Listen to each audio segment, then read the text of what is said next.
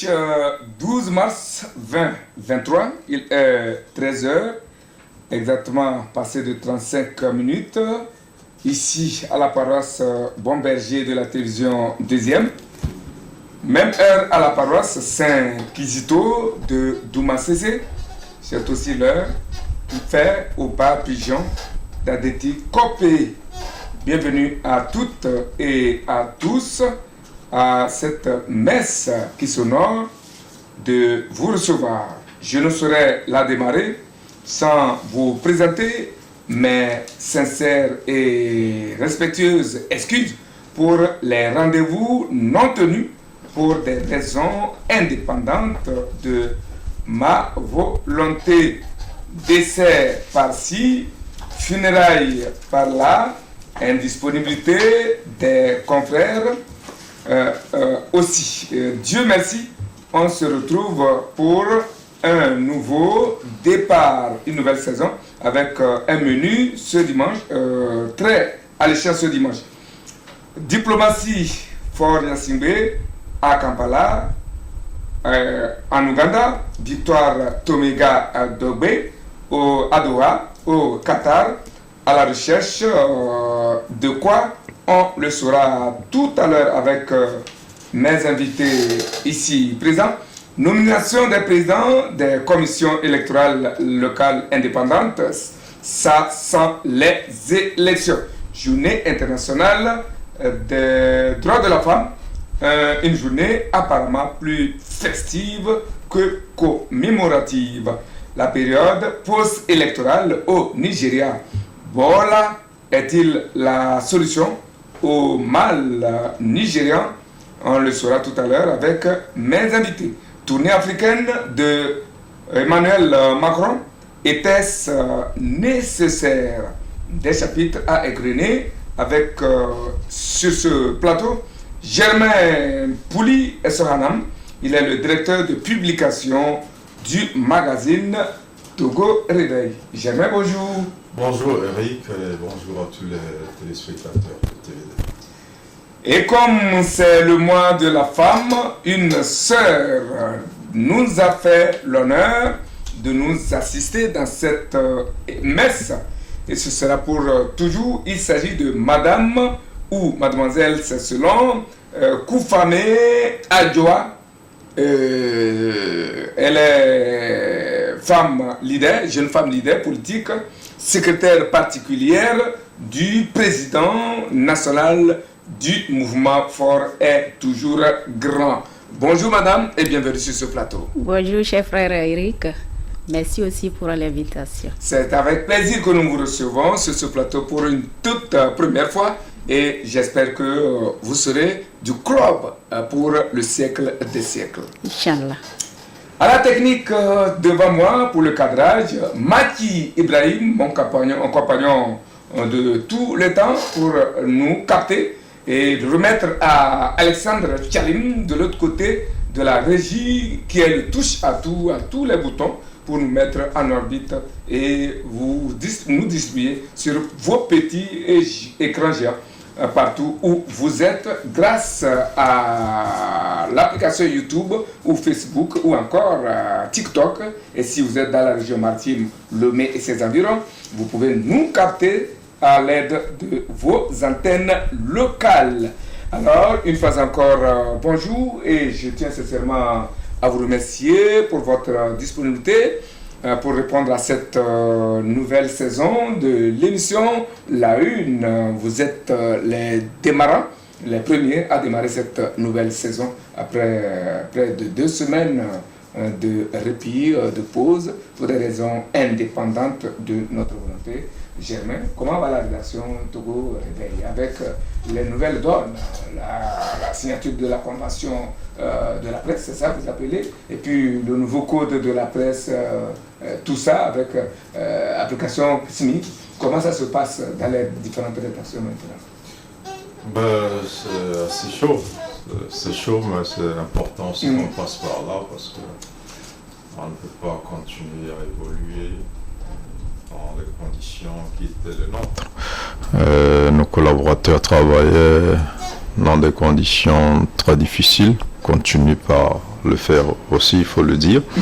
Mais avec la convention collective, nous devons faire un effort, nous les responsables des organes, pour assurer un minimum donc à nos collaborateurs pour qu'ils puissent, je dirais pas bien vivre, mais pour qu'ils puissent au moins bien travailler. Parce que et le SMIC a été augmenté à 52 500. Au niveau de la convention aussi, il y a des incidences par rapport aux diplômes, par rapport aux fonctions donc des différents collaborateurs.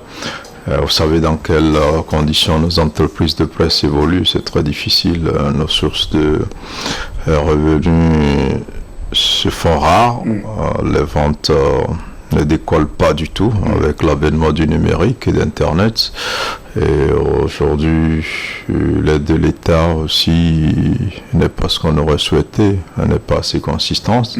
Et la principale source en ce qui nous concerne, qui est la vente des journaux et les publicités, voilà, sont très rares. Donc c'est très difficile. Mais dans ces conditions, on comprend que l'État a tout fait pour nous amener à signer cette convention-là. On a beaucoup traîné le pas, mais ça a été fait.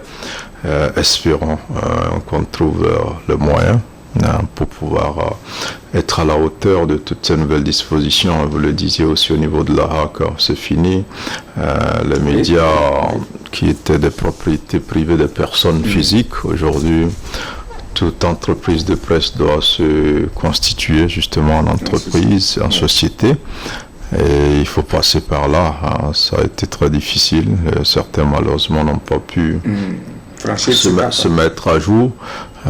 Ils ont le temps de le faire, mais je pense que c'est une exigence qui nous pousse aussi au professionnalisme, à la professionnalisation. On doit se battre pour gérer nos entreprises comme toute autre entreprise, essayer de la rendre rentable, même si j'ai écrit déjà le contexte qui est assez difficile. Mais ça passe également par là. Aujourd'hui, il faut mettre en place un nouveau type de management pour pouvoir être à la hauteur. Maintenant, on ne peut pas faire ce travail-là sans l'aide de l'État. Vous savez que l'État qui nous pousse à aller vers le professionnalisme a promis, s'est engagé notamment à mettre en place un fonds de développement de la presse, par exemple, un fonds national de développement de la presse, qui peine à voir le jour. On espère que ce fonds-là, s'il n'est pas effectif cette année, qu'il le soit en 2024, parce qu'aujourd'hui on compte énormément sur ce soutien-là et cet accompagnement. On espère qu'il va venir, mais en attendant, donc disons que nous sommes dans le contexte qui est celui de toutes les entreprises. Après la crise de Covid, il y a cette guerre en Ukraine aussi, qui a fait flamber tous les prix. Donc nous sommes également concernés. Vous savez que chez nous, à l'imprimerie, tous les frais aussi ont augmenté. Donc ce sont toutes les entreprises togolaises aujourd'hui qui sont un peu en difficulté. On espère que c'est le lieu pour nous, effectivement, de remercier et surtout de féliciter ces organes qui continuent par nous rendre service. Parce que là, lorsque nous avons écouté le communiqué de la HAC donnant le délai pour pouvoir avoir le récipité, le nouveau récipicé, et pouvoir émettre, et donc l'épée de Damoclès qui pesait sur le monde, on se posait la question, est-ce que nous aurons encore à lire les journaux? Est-ce que nous allons encore regarder TV2? Est-ce que nous allons encore regarder Nuon TV? Bon, même si n'est pas de la même posture que nous. Bon, on se posait ces questions, mais si jusqu'à présent, nous suivons TV2, c'est que Dieu est grand. Si nous continuons pas à lire Togo Réveil, c'est que le bon Dieu est grand. Et nous souhaitons que cela soit ainsi. Et donc, nous ne pouvons que vous féliciter, franchement, pour ces efforts que vous faites avec la loi et les normes. Voilà, si vous permettez, les félicitations vont surtout à nos collaborateurs, parce que c'est eux qui, malgré les difficultés, quand même, arrivent à travailler ou tiennent, et ce qui font vivre un peu nos organes. Donc on ne peut pas ne pas les féliciter. Vous savez, certains parmi nous ont des arriérés de salaire. Oui. Certains n'ont presque pas de salaire, donc de l'utilité de cette convention collective-là. Mais malgré toutes ces situations, par passion, par engagement, beaucoup sont restés fidèles au poste. Et donc, on fait ce travail. Donc, c'est l'occasion de dire merci à ses collaborateurs. C'est un métier de passion. Il ne faut pas forcément attendre l'argent direct, mais c'est un métier de passion. Il faut l'aimer pour le faire. C'est pourquoi on le qualifie de sacerdoce.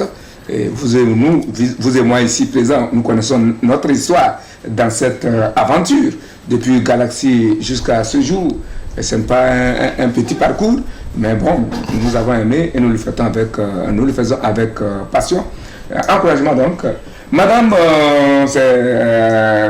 Koufam, rebonjour et bienvenue encore sur ce plateau. Bonjour, monsieur Eric. Il me plaît de m'intéresser à vous particulièrement avant de commencer le plat central.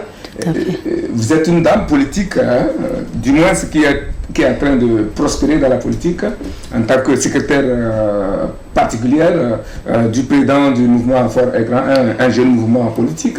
Alors, les dames aiment beaucoup plus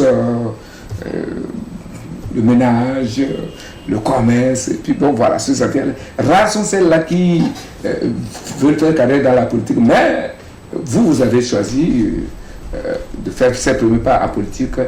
Comment vous vous sentez au sein du mouvement Fort et Grand?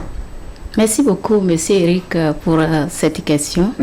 Je réitère encore une fois mes remerciements de m'avoir accordé cette opportunité d'être parmi vous sur ce plateau. Oui. Et avant de répondre à votre question, j'aimerais tout d'abord remercier le président national du mouvement Fort et Grand qui fait confiance aux femmes, tout comme notre patron du pays, qui associe toujours les femmes dans la gestion de notre cité. Tout à fait. Donc, avant de répondre, je dis merci. Et merci aussi pour son esprit de promouvoir, bien de préparer la relève de demain. Parce que ce n'est pas donné à tout le monde d'accorder cette chance. Oui, c'est rare au Togo encore de faire confiance aux femmes. Parce que comme vous venez de le dire, tout le monde pense qu'une femme est faite pour être au foyer, faire les enfants, le ménage et autres. Mais s'il y a des hommes forts dans ce pays qui font confiance, savent que les femmes peuvent apporter leur savoir-faire pour l'édifice de ce pays, c'est à féliciter, jeter les fleurs. Donc merci au président national MFEG. Très bien. Et maintenant, avant de répondre à votre question, comment je me sens très heureuse. Très heureuse parce qu'il faut qu'on soit sincère afin de motiver, bien de donner la motivation à nos jeunes, surtout jeunes sœurs qui veulent emboîter de la femme. Justement, pour qu'ils veulent emboîter les pas dans la politique ou bien dans l'engagement sociopolitique. Parce que beaucoup pensent que peut-être en s'engageant dans la politique, tu n'auras pas peut-être une vie aisée. Tu seras vu d'un autre œil parce que les gens pensent que là-bas, bien sûr, il y a ces mots, parce que dans chaque société, il y a toujours des manquements, c'est-à-dire le harcèlement. Mais c'est à toi, la femme, de t'imposer, de te valoriser parmi ces multitudes d'hommes et de te faire respecter. Donc, surtout. Donc, c'est dans ce sens que je dis, je suis très heureuse et très à l'aise dans le mouvement Fort et Grand. Très bien. Merci beaucoup. À présent, le menu, l'exécutif togolais Germain n'est pas de tout repos depuis quelque temps. Fort et Sosna Singbe, chef de l'État et son gouvernement multiplient des actions diplomatiques. Pendant que le chef de l'État était à Kampala, en Ouganda, le Premier ministre, Madame Tomega Victor Dobé, était à Doha, au Qatar, toujours au cours de la même semaine. Et ce n'est pas tout. Le ministre des Affaires étrangères, Robert Doucet, lui était au Quai d'Orsay, à Paris. Qu'est-ce qui jamais fait tant courir l'exécutif togolais, selon vous? Bon, tant courir, je dirais pas. Il y a aussi le ministre Trimois qui était aussi aux Nations Unies donc pour présenter le rapport sur les droits de l'homme au Togo. Donc ça fait quand même beaucoup de sorties. Mais en même temps, c'est le témoin. Ça témoigne quand même de la vivacité ou de la vitalité de l'action gouvernementale et surtout de la diplomatie togolaise. Donc Robert Doucet, on sait que c'est l'envoyé spécial du président Faure sur plusieurs sujets de grande importance. Il était récemment au Rwanda, là il est en France. Avant tous les pays où il y a des difficultés, où le Togo intervient comme médiateur officiel ou médiateur silencieux. Donc il va échanger, il va apporter le message du chef de l'État, il va prendre le pouls et il vient rendre compte.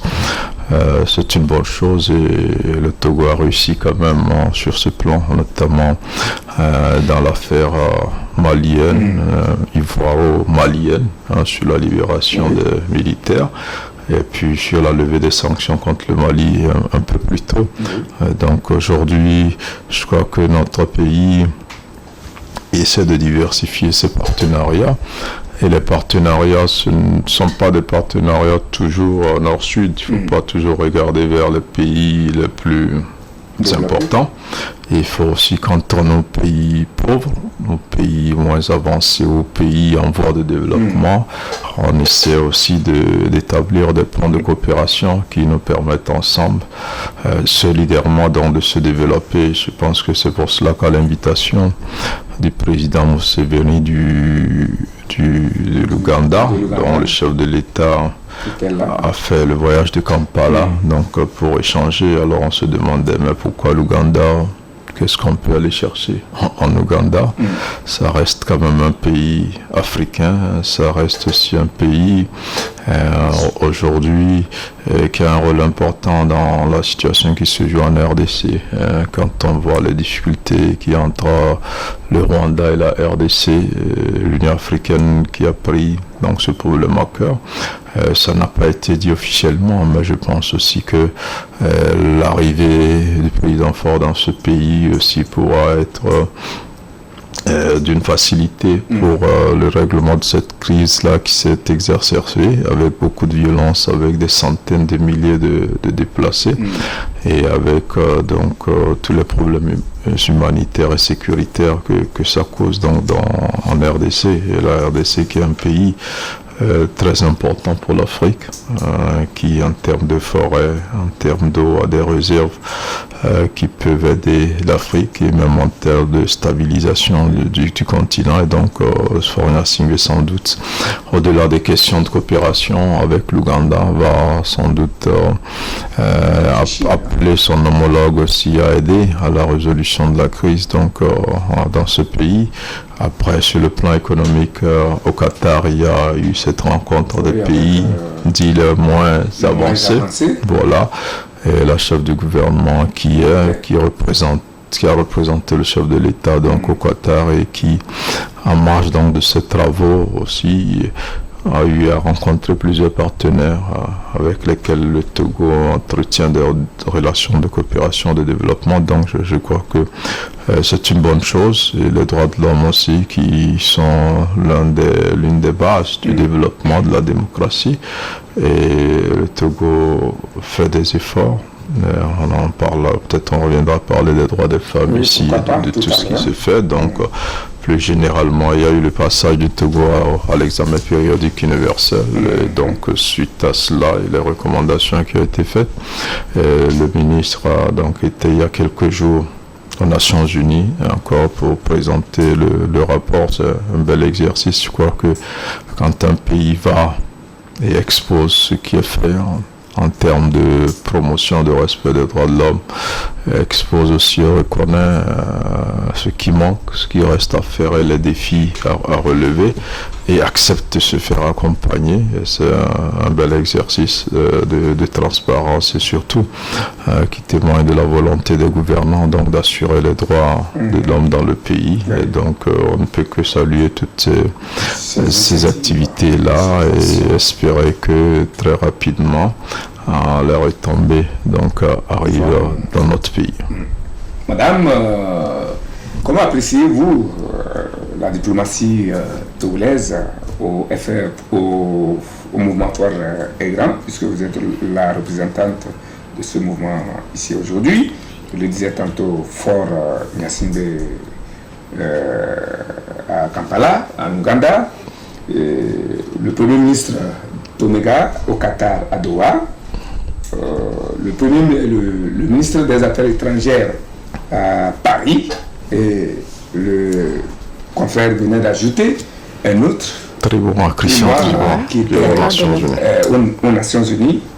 Tout ça là, ça doit retenir votre attention, ça doit vous dire quelque chose. Justement, c'est une démarche que moi je salue. Lorsqu'on parle de la diplomatie, vous n'êtes pas sans savoir que c'est la visibilité du pays qui se fait ressentir à travers, bien au dehors de nos frontières.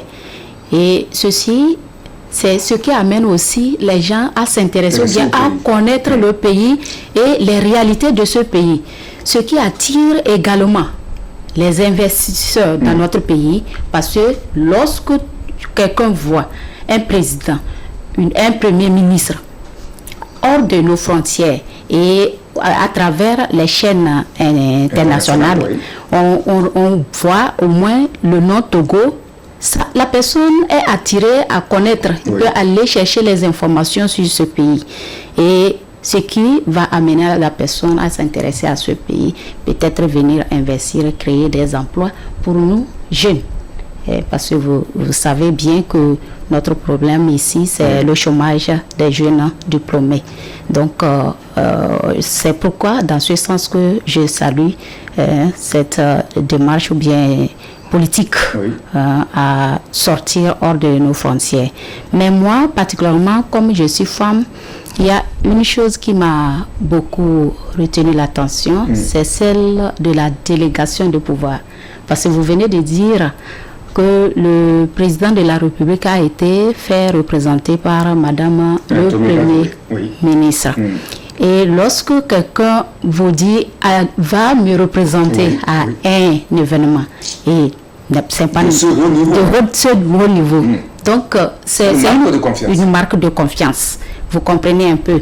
Et encore, à qui on a confié cette confiance ou bien on a délégué ce pouvoir, c'est à une femme. Ce qui veut dire que le patron ou bien le chef de l'État sait très bien connaît, mesure, valorise les compétences féminines au sein de notre pays. Donc c'est ça qui m'a, le jour-là, retenu l'attention et qui m'a encouragé.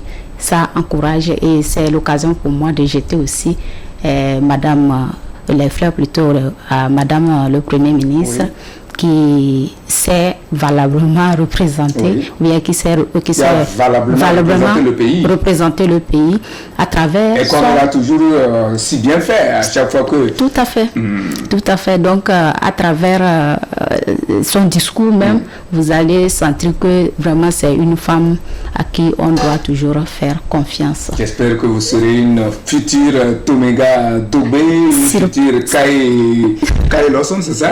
Une future Memunatu, et que sais-je encore.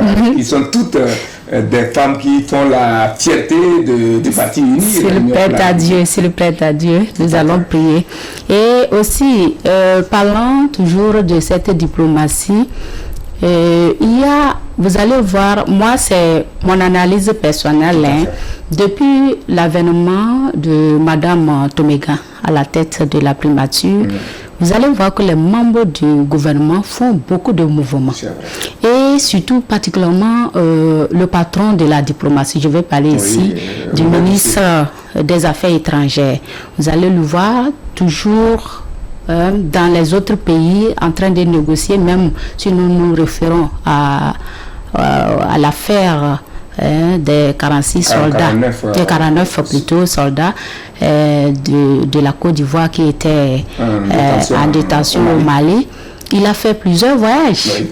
Et je me réjouis bien parce que je me dis que c'est une femme qui est arrivée à la tête de la primature et nous remarquons aujourd'hui ces innovations. Il y a beaucoup d'innovations. Donc c'est à cela que je voulais jeter encore une fois les fleurs au chef du gouvernement. Merci beaucoup. La femme parle de la femme. Justement, mais si elle ne fait pas bien aussi, on ne manque pas à le relever. D'accord. On doit le faire. D'accord. D'accord. Objectivité aussi. Merci beaucoup. Autre chose, c'est par rapport au 8 mars. Oui, pour ça, on va revenir tout à l'heure. Okay. Il y a un sujet bien consacré à cela. Okay. On s'en voudrait si on n'avait pas inscrit ça en titre, parce que la femme d'abord. J'aimerais un forum des pays les moins avancés. Et c'est pour décider de leur avenir, au juste pour prendre acte de leur situation. Et ça s'arrête là. Souvent, non, c'est pas pour prendre acte de leur situation. Non, on ne peut pas faire une grande réunion comme ça pour aller juste constater que ces pays sont moins avancés. Non, je crois que c'est... Oui, c'est pour se moquer de... Non, pas tout à fait. Ce sont des statuts qu'on donne à des pays qui ont certains petits problèmes pour se développer. Des problèmes peuvent être liés à des crises sécuritaires comme on en connaît ces derniers temps avec le terrorisme. Ça peut être des crises sociales liées à la politique, à certains événements. Ça peut être des crises économiques aussi liées à ce qui se passe aussi aujourd'hui, ou simplement des situations d'organisation. Donc c'est des pays qui veulent se développer, mais qui ont, c'est des atouts pour se développer, mais qui ont certains soucis. On a vu par le passé le statut des pays pauvres très endettés, PPT, et les gens croyaient que ceux qui avaient ce statut-là, c'était pour se moquer des noms. Justement, c'était un statut qui a été créé pour une catégorie de pays qui devraient bénéficier d'un certain nombre d'appuis, notamment de l'allègement des dettes, de l'effacement des dettes et de certains accompagnements. Et plusieurs pays se battaient pour avoir ce statut-là. Ah bon? Oui, mais à l'époque, de pays très endettés, oui, parce que c'est un statut que les Nations Unies confèrent à des pays pour qu'ils bénéficient de certaines choses. Est-ce que ce n'est pas une manière de les maintenir dans ce Non, pas du tout. De toute façon, les pays sont pauvres. Généralement, les pays africains sont pauvres. Ça, ce n'est pas une fatalité.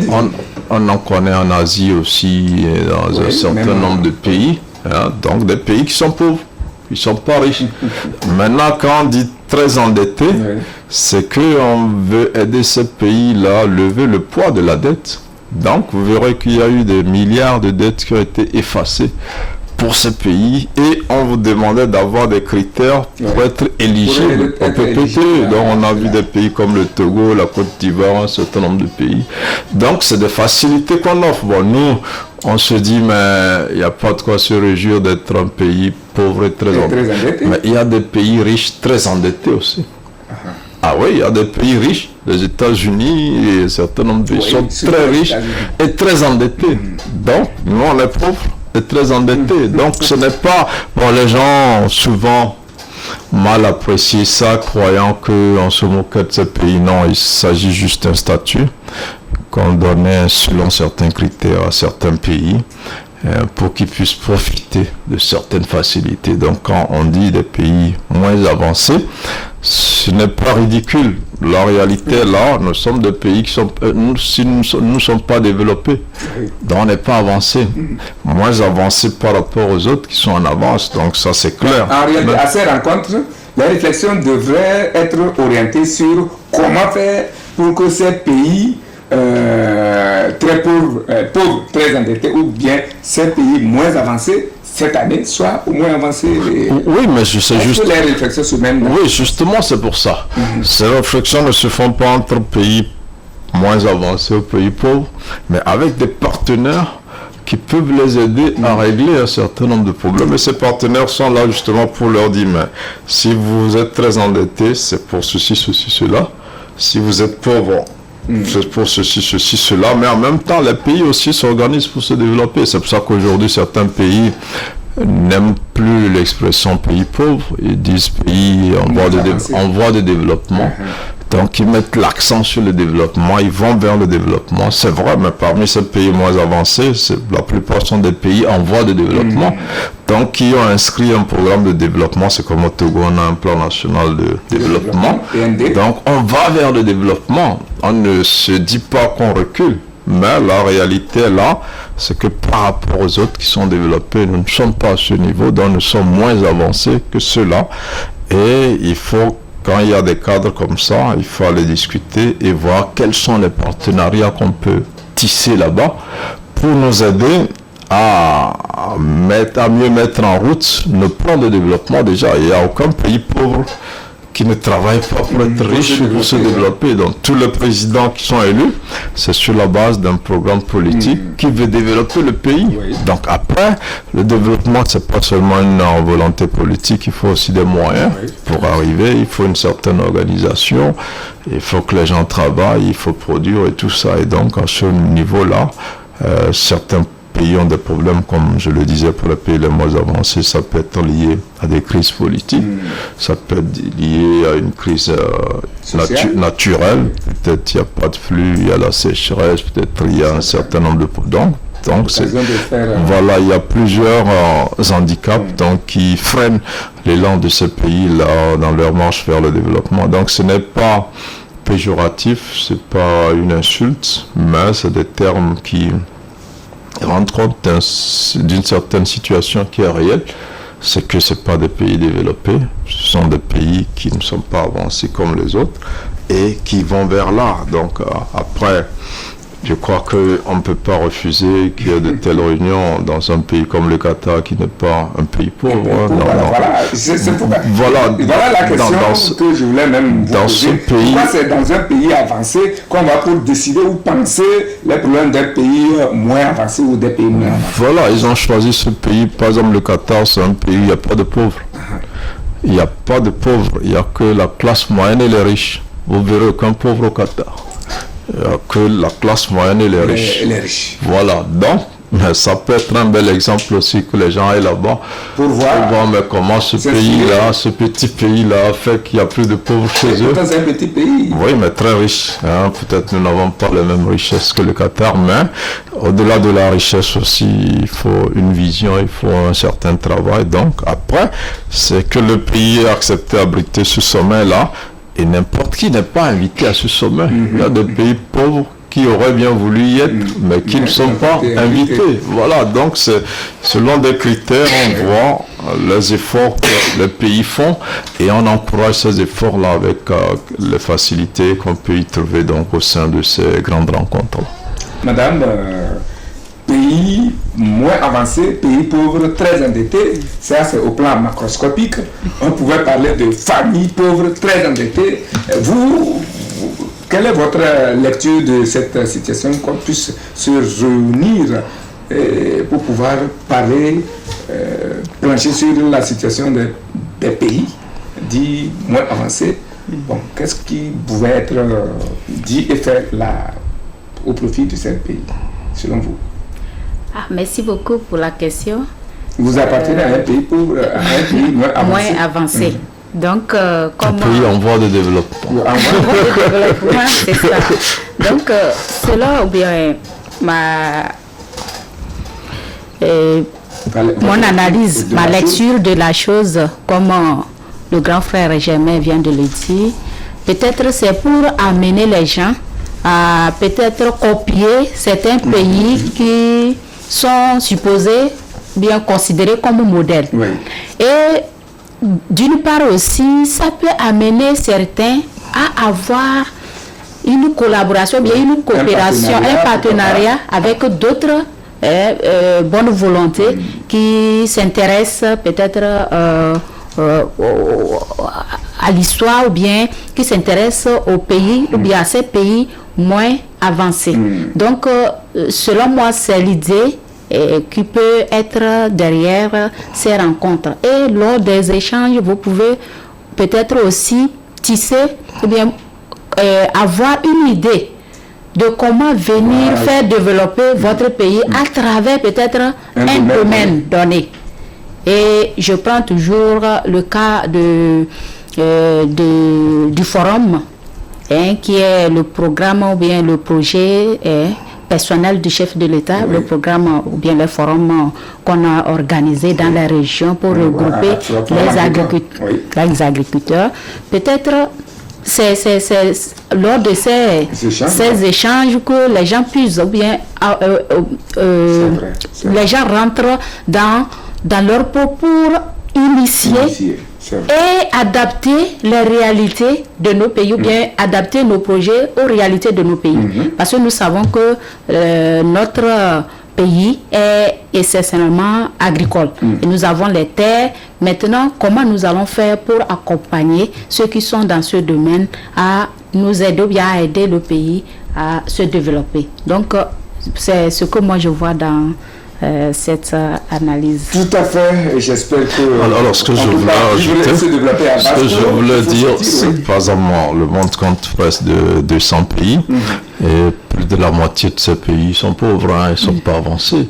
Mais au Qatar, il y a eu à peine une quarantaine de pays qui étaient invités. Ça veut dire qu'il y a une bonne partie des pays pauvres et moins avancés qui n'y étaient pas. Donc c'est sur des critères bien déterminés que certains pays ont été sélectionnés pour prendre part à ce rendez-vous-là. Et il n'y a pas que les pays pauvres là-bas, il y a des partenaires et des décideurs qui sont là et ensemble pour voir comment accompagner un certain nombre d'efforts déjà accomplis. Je crois que le chef du gouvernement est allé là-bas pour défendre un peu ce qui est présenté, défendre ce qui est en train de se faire et nouer des partenariats. Et en marge donc de cette rencontre, elle a rencontré plusieurs personnalités. Ils sont dans le monde des finances, dans le monde de tout ça pour pouvoir appuyer le Togo. Donc ce n'est pas, encore une fois, c'est pas péjoratif, c'est une réalité qui est mondiale, qui concerne plusieurs pays. Mais c'est en même temps des facilités qu'on accorde à certains pays dont la vision est suffisamment démontrée ou dans l'organisation pour aller vers le développement. Vous voyez par exemple le Togo depuis un certain temps était par exemple le pays le plus réformateur en Afrique. Mais on n'est pas riche, mais on s'organise pour faciliter les affaires et pour favoriser le développement. Donc, quand les gens voient qu'il y a une telle vision, il y a une telle volonté qui se manifeste déjà dans la pratique, c'est beaucoup plus facile de pouvoir accompagner ces pays-là. Donc, encore une fois, c'est pas une rencontre pour aller se moquer des gens qui ne s'en sortent pas, mais c'est pour aller échanger et accompagner, pourquoi pas accorder des facilités. Je suis suffisamment satisfait par vos réponses. La preuve, cette diplomatie rayonnante se fait voir sur le terrain, même si ce n'est pas encore très palpable dans nos plats. Ça se constate, rien qu'à faire un tour chez moi là-bas à la plateforme industrielle d'Adétukopé, vous voyez combien d'experts ou combien de gens descendent là pour explorer la zone. À chaque fois que Robert sort et revient ou le Fof sort et revient, il y a des descentes sur le terrain pour pouvoir visiter. Et présentement, beaucoup de choses sont en train d'être faites sur ce site de la plateforme industrielle d'Adétukopé, à moins de 2 ans de son lancement. Mais c'est fabuleux. Faites un tour et vous verrez que, franchement, si cette plateforme n'existait pas, comme le dirait l'autre, il faudrait vraiment l'inventer. Et si Dieu nous prête la vie, dans 5-10 ans, le Togo sera vraiment le hub industriel. Alors, on connaît depuis, on change là de évangile, de chapitre, on connaît depuis quelques jours, Germain, ceux qui auront en charge la gestion des élections à l'échelle locale dans nos préfectures. Est-ce le début du processus électoral des régionales d'abord et des législatives après? La presse en a abondamment fait cas. Malheureusement, nous n'avons pas fait la revue, mais on dispose de ce temps-là pour avoir le point de vue de nos invités. Alors, Germain, est-ce qu'on peut dire que les élections législatives, du moins régionales d'abord et législatives après, sont en vogue? Oui, tout à fait. Donc, l'organe qui s'occupe de l'organisation de la supervision des élections, c'est la CENI. Oui. Et donc, la CENI vient aujourd'hui de désigner les présidents de ces structures locales, qui sont les commissions électorales locales indépendantes. Donc, ce sont les démembrements de la CENI, qui sont souvent dirigés par des magistrats, des juges. Et donc, ces juges viennent d'être désignés. Donc, c'est dire que le processus passe à une autre étape donc de son acheminement, de son organisation. Et donc, ces présidents-là ont organisé aussi les CELI, oui, au sein desquels on va retrouver les représentants des partis politiques, les représentants de l'administration et un certain nombre de choses. Donc, c'est dire qu'une fois que ces présidents sont nommés, c'est dire que les CELI vont se mettre en place, et ce sont ces CELI-là qui se chargeront chacune d'organiser le processus électoral dans leur zone. Donc tout le monde sait que cette année est une année électorale, donc les régionales, et quand ça va finir, je crois qu'on va se préparer pour les autres élections. Donc d'ici 2 ans, on risque d'avoir trois élections. Donc ce qui se fait aujourd'hui, c'est en prévision. Donc toutes ces élections-là, et la machine est lancée. Vous allez voir aussi que sur le terrain, les partis politiques aussi s'organisent. Certains renouvellent leurs instances, d'autres multiplient des meetings ou des actions, des activités donc sur le terrain, et donc c'est plutôt une bonne chose. Tout ça a été freiné par la pandémie qui a tout mis au ralenti. Au moment où il n'y avait pas de rassemblement, c'était pas possible, par exemple, d'organiser ces régionales-là qui devaient suivre quelque temps juste après les locales. Donc, avec la nomination de ces présidents, on avance. Donc, lentement mais sûrement vers la tenue dans les prochains mois des régionales et un peu plus tard des autres élections. Oui, madame, malgré tous ces signaux que la CENI donne depuis quelques mois, c'est vrai, Germain vient de relever qu'on sent quelques mouvements au sein des partis politiques avec des renouvellements des instances et autres, mais pour moi, ça aurait été plus que ça. On ne sent pas tellement d'ambiance. On dirait que la CENI est en avance sur les partis politiques qui, à mon avis, à part certains de l'UNIR qui font un travail en douce sur le terrain, côté opposition, on a comme l'impression que ce n'est pas encore ça, en tout cas. Quel est votre avis là-dessus? Merci beaucoup, M. Eric. Mon avis, par rapport à la présence ou bien à l'organisation au sein des partis, moi je dirais qu'il y a beaucoup de choses qui se passent, oui, qui se passent sur le terrain, parce que pas plus que 2 semaines dans ma localité, et j'avais eu cours du passage de la formation politique ANC, qui allait regrouper ces militants, et aussi à Lomé ici, il y a eu des rencontres politiques. Et comme vous venez aussi de relever, notre grand parti uni, à travers ces organes déconcentrés, on sent qu'il y a de l'engouement et tout le monde est sur les pas. Une fois qu'on lance le signal, tout va démarrer. Donc, pour dire aussi que, comme le grand frère Germain vient de relever, une fois que ces présidents sont nommés, ce qui veut dire que nous vivons déjà la réalité. Parce que de par le passé, ils avaient programmé, ou bien les décideurs avaient annoncé les élections régionales, que ça devrait se tenir dans les années passées. Mais comme nous le savons tous, la pandémie au Covid n'a pas permis à ce que ces élections se tiennent.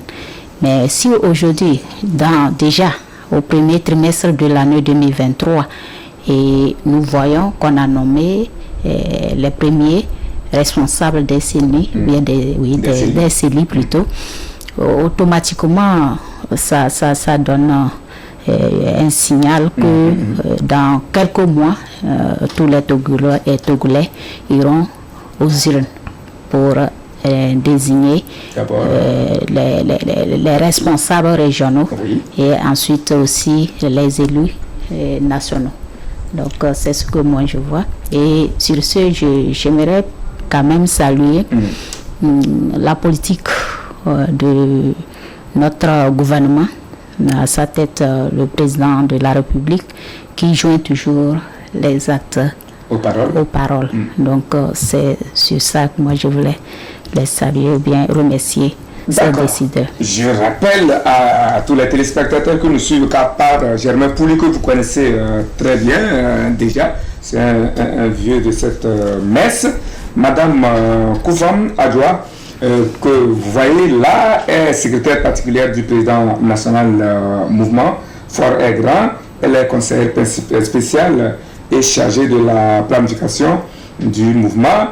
Elle a aussi, vous l'aurez constaté depuis ses interventions, que c'est une future Toniga Tobe, c'est une future Kai Lawson, c'est une future Chibori Chiga. Elle est dans la politique et nous la remercions vraiment et la félicitons pour sa disponibilité.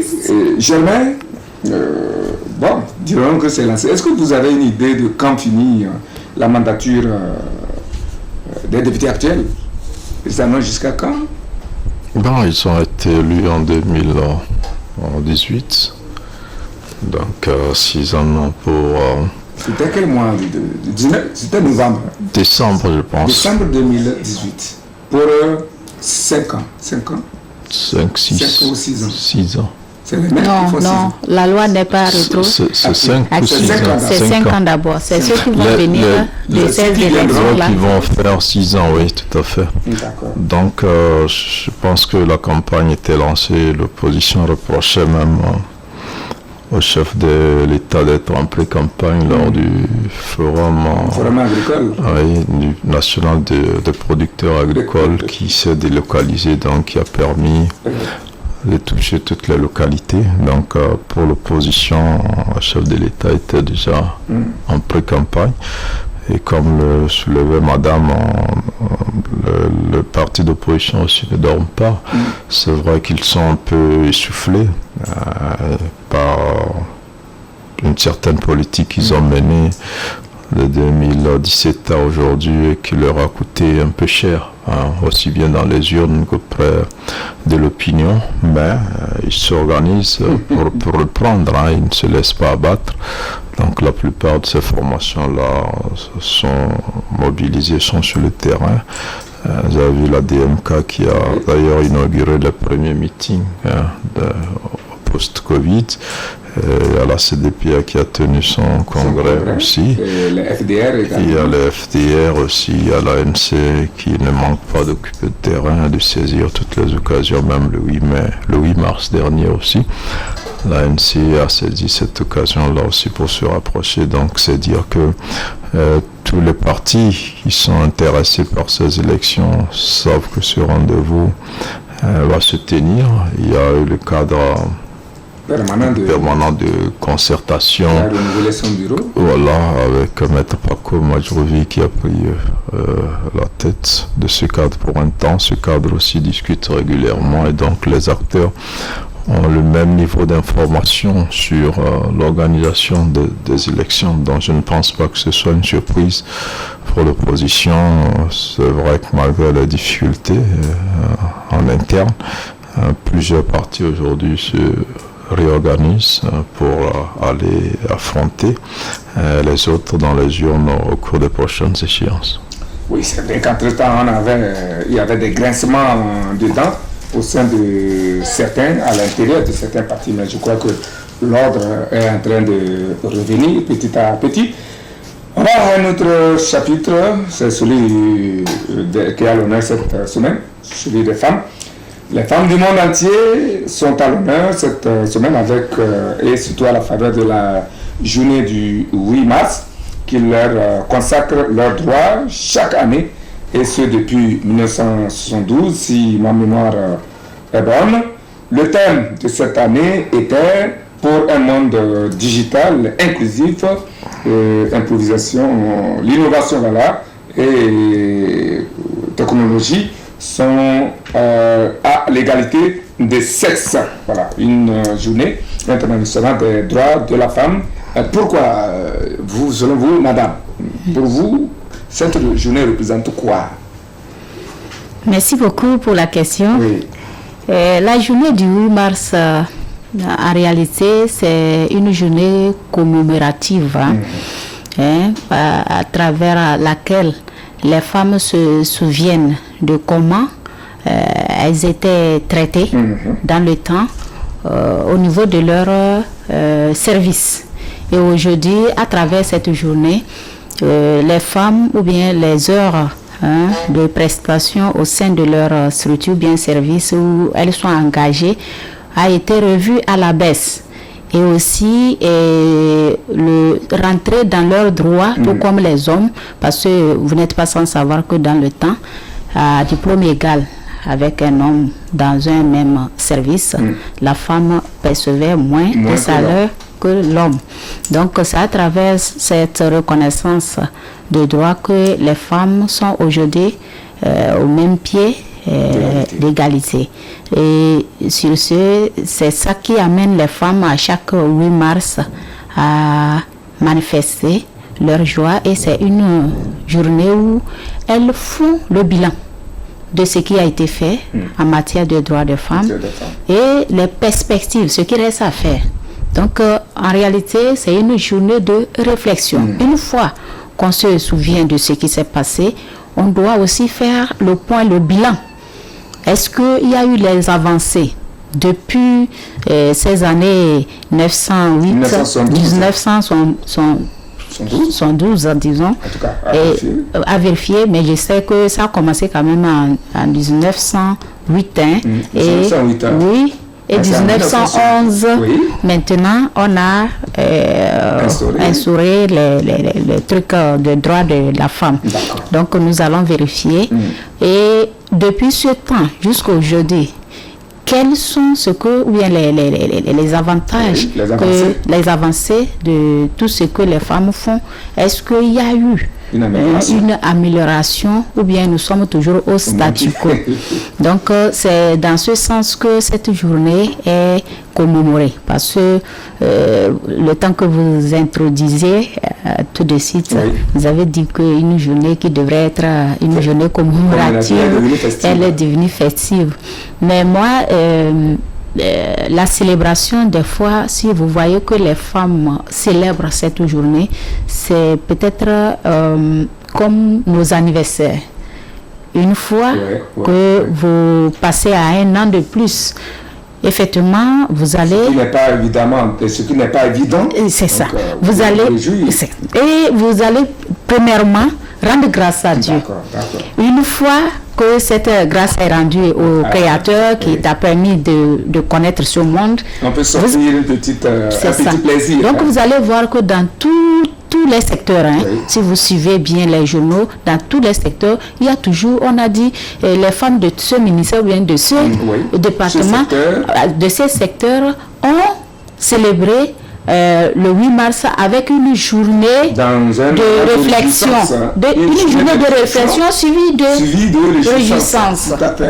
Donc ce n'est pas que le matin on se lève comme ça, on ne commence pas à danser. Non. Vous avez bien défendu si valablement. Donc voilà ce que moi je vois, et par rapport à cette journée et particulièrement cette année, il y a beaucoup d'avancées et et beaucoup de choses d'amélioration parce que je remarque de par le passé, les gens n'avaient pas, si je prends quand même le secteur public, de l'administration publique, les gens n'avaient pas cette connaissance de la présence des cellules focales genre qui sont installées par décret au sein de chaque département ministériel. Donc, c'est ces cellules focales genre aujourd'hui qui sont au devant de ces organisations. Chaque 8 mars, vous allez voir que les femmes en collaboration avec la cellule focale genre de tel ministère ont organisé. Donc, c'est quand même une avancée selon moi. Et vous allez voir aussi que cette année, dans chaque ministère, il y a le ministre. Il y a le ministre. Donc, ce qui veut dire qu'aujourd'hui, il y a personne, bien plusieurs personnes qui s'intéressent maintenant, bien qu'ils comprennent, qui s'impliquent dans cette célébration, bien commémoration des droits de la femme. Germain, comment avez-vous apprécié cette journée dans cette célébration, journée internationale des droits de la femme? Quelle appréciation avez-vous fait de cette journée? Moi, je crois que c'est une journée, nous on a juste fait un focus sur les femmes qui sont dans le domaine de l'énergie. Le seul article qu'on a fait relatif à ça, 8 mars, c'est énergie au Togo. Donc il y a une rencontre pour réfléchir et voir comment trouver des formations qualifiantes pour la promotion donc, de ces femmes pour qu'elles aient du boulot dans le secteur de l'énergie. Vous savez, aujourd'hui, le Togo est assez avancé ou en tout cas a pris la décision d'être en avance sur les nouvelles technologies qui passent forcément par l'électrification et le solaire aussi. Aujourd'hui, c'est une option de choix donc, pour le Togo. Mais globalement, je crois que cette célébration a un goût particulièrement plus agréable pour les Togolaises parce que depuis bientôt 2 ans, le Togo a offert à sa population une administration assez renforcée en termes de compétences féminines. Donc, à commencer par les grandes institutions, elle parle de la chef du gouvernement et à la présidente de l'Assemblée nationale. Aujourd'hui, un ministre sur 3 est femme, ce qui n'était pas le cas, enfin ça n'a jamais eu lieu. Donc au Togo, en Afrique, le pays fait figure de référence et ce qui fait plaisir. Il a inspiré même les grandes nations. Voilà, donc ce qui fait plaisir, c'est que ce sont des femmes quand même qui ont la carrure et qui ont la compétence et qui arrivent aussi à assumer ces responsabilités et ça a réjailli sur les plus jeunes filles. Et quand vous voyez dans les écoles aujourd'hui, les jeunes filles ont tendance à prendre les premières places dans les classes au niveau des examens. Je ne vais pas vous arrêter. Dans mon école, au lycée à Bonnivet Centre, sur une trentaine de classes, à la première composition, à la composition de du premier semestre, il faut dire que dans 20 classes à peu près, c'est les filles qui ont occupé les premières places. Et c'est comme ça aux examens également. Donc vous voyez que c'est assez positif parce que les parents et surtout les jeunes filles élèves se sont réveillés, se disent mais si nos sœurs ou nos mamans peuvent être Premier ministre, ministre, président de l'Assemblée, directeur général, médiateur de la République, président de tel, c'est que nous aussi on peut, si on travaille, on peut. Avant il y avait les nanabins qui ont fait figure un peu dans le commerce, on a vu un peu ce que ça donne aussi, les femmes sont très dynamiques dans l'agriculture également, mais aujourd'hui il y a un réveil parce qu'il y a des exemples à suivre qui sont plus parlants et qui proviennent d'une vision politique et d'une volonté politique, j'allais dire, parce que après on fait chaque année la promotion des femmes, mais comme elle le disait, dans les axes, on ne le voyait pas trop. Aujourd'hui, on n'a pas eu besoin de prendre une loi spéciale, mais ça a été fait. Et donc, je crois que pour les femmes, en général, et les jeunes filles aujourd'hui, il y a eu un déclic total. Et la dernière fois, j'écoutais quelqu'un qui avait fait un reportage sur une école de formation des enseignants qui est créée dans les savanes. Et sur plus de 240 élèves enseignants, il y avait même pas une soixantaine de garçons. Tout le reste était des femmes. Et monsieur se plaignait, mais dans ce pays, on a tout donné aux femmes maintenant. Et je lui disais non, mais j'ai dit, mais c'est des concours qu'on fait pour aller dans ces écoles. Je ne crois pas qu'on a donné à ces femmes. Elles ont réussi. Et quand vous allez dans certaines écoles aujourd'hui, les femmes prennent les premières places. De plus en plus. Et donc c'est vraiment une bonne chose. Après, le côté festif, on ne va pas le reprocher aux femmes. Les femmes, elles aiment la fête. Et les Chinois les ont bien aidés avec des pagnes, les figures du 8 mars. Mais permettons-leur cela parce que c'est le seul jour, en plus du 14 février, peut-être la fête de merde. Donc, mais après, moi je ne crois pas que c'est ça le problème quand les gens critiquent. C'est vrai qu'il y en a qui exagèrent un peu, des femmes qui boivent un peu, qui rentrent tard. Ça peut déranger parce que c'est pas ce que les hommes attendent de leurs femmes. C'est pas seulement l'heure de 8 mars. Voilà, mais fêter entre elles et rentrer plus joyeuse que d'habitude n'est pas une mauvaise chose. Germain Pouli, c'est avec plaisir que nous avons reçu dans cette deuxième saison de l'émission. Je ne sais pas, les mots nous manquent pour adresser mes remerciements et ma satisfaction à Madame Kofam, qui nous honore de sa présence également. Et le temps qui nous a imparti est parti alors qu'on avait deux sujets. Alors, sur la base de ce que nous venons de dire, jamais il faut saluer l'initiative du ministre des Enseignements primaires, secondaires, de la technique et de l'artisanat, professeur Kokoroko et son équipe qui depuis 2 ans prennent des initiatives pour que cette journée du 8 mars soit vécue dans les écoles à travers des exposés et des causeries débats sur des thèmes très instructifs.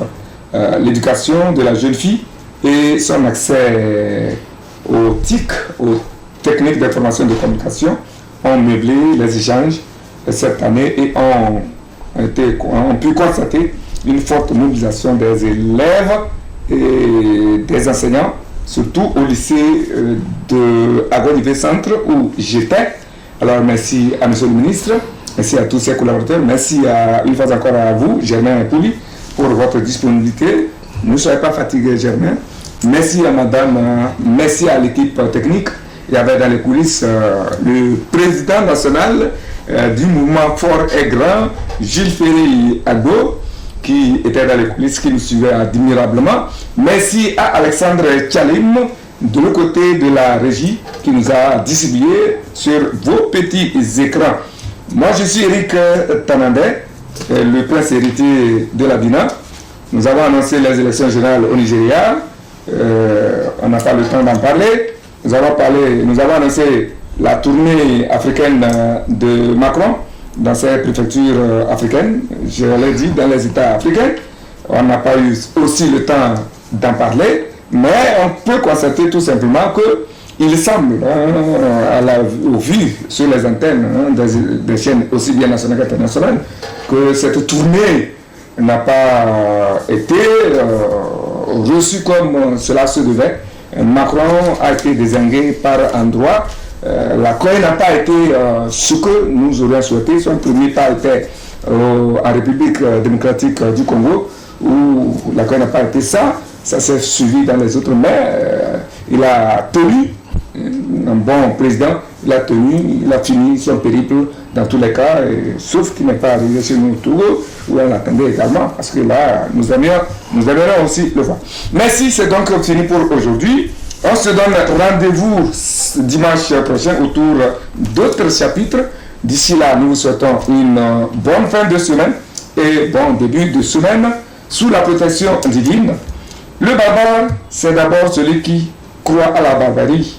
L'exclusion des autres formes de culture est une sorte attitude de pensée.